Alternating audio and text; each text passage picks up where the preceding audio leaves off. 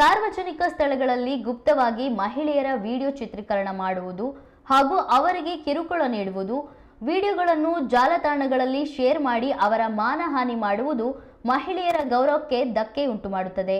ಇದು ನಮ್ಮ ಕರ್ನಾಟಕದ ಪರಂಪರೆಯಲ್ಲ. ಇಂತಹವರ ವಿರುದ್ಧ ಕಠಿಣ ಕಾನೂನು ಕ್ರಮ ಕೈಗೊಳ್ಳುವ ಎಚ್ಚರಿಕೆಯನ್ನ ಸಿಎಂ ಸಿದ್ದರಾಮಯ್ಯ ನೀಡಿದ್ದಾರೆ.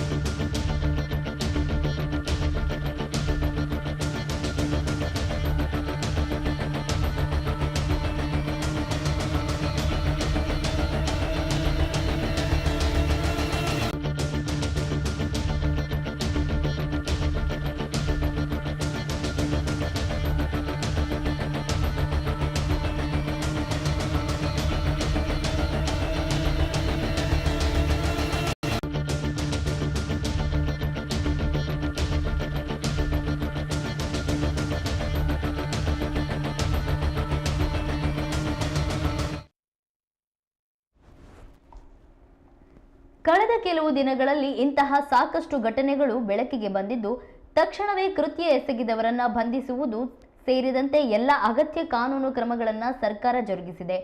ಇದರ ಜೊತೆಗೆ ನಾವು ಇಂತಹ ಕೃತ್ಯಗಳ ಮೇಲೆ ತೀವ್ರ ನಿಗಾ ವಹಿಸಿದ್ದೇವೆ. ಮಹಿಳೆಯರು ಕೀಳು ದೃಷ್ಟಿಯ ಅಥವಾ ಯಾವುದೇ ತರವಾದ ಕಿರುಕುಳಗಳ ಭಯವಿಲ್ಲದೆ ಧೈರ್ಯವಾಗಿ ನಡೆಯಲಾರದ ಸ್ಥಿತಿಗೆ ನಮ್ಮ ಸಮಾಜ ಹೋಗುತ್ತಿದೆ ಎಂದಾದರೆ, ನಾಗರಿಕರಾಗಿ ನಾವು ಯಾವ ದಿಕ್ಕಿನಲ್ಲಿ ಸಾಗುತ್ತಿದ್ದೇವೆ ಎಂಬುದನ್ನು ಎಲ್ಲರೂ ತಮ್ಮ ಆತ್ಮಸಾಕ್ಷಿಯನ್ನೊಮ್ಮೆ ಪ್ರಶ್ನಿಸಿಕೊಳ್ಳಬೇಕಿದೆ.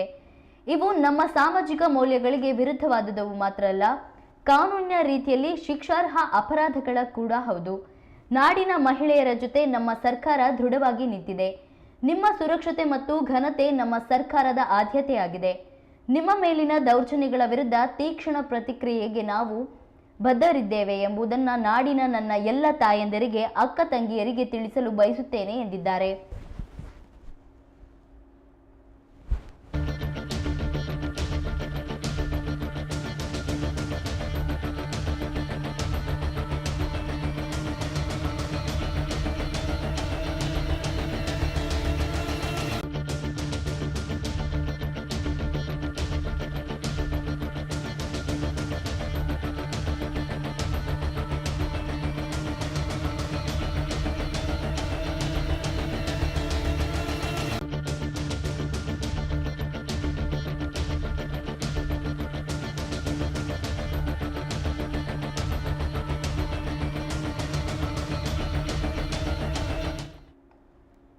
ಯಾರೇ ಆಗಲಿ ಮಹಿಳೆಯರ ಘನತೆಗೆ ಚ್ಯುತಿ ಉಂಟು ಮಾಡುವ ವಿಡಿಯೋಗಳು ಅಥವಾ ಖಾತೆಗಳನ್ನು ಆನ್ಲೈನ್ನಲ್ಲಿ ನೋಡಿದರೆ ತಕ್ಷಣವೇ ಸೈಬರ್ ಸೆಲ್ನ ದೂರವಾಣಿ ಸಂಖ್ಯೆ 1930ಗೆ ಕರೆ ಮಾಡಿ ಅಥವಾ ವೆಬ್ಸೈಟ್ನಲ್ಲಿ ದೂರು ದಾಖಲಿಸಿ.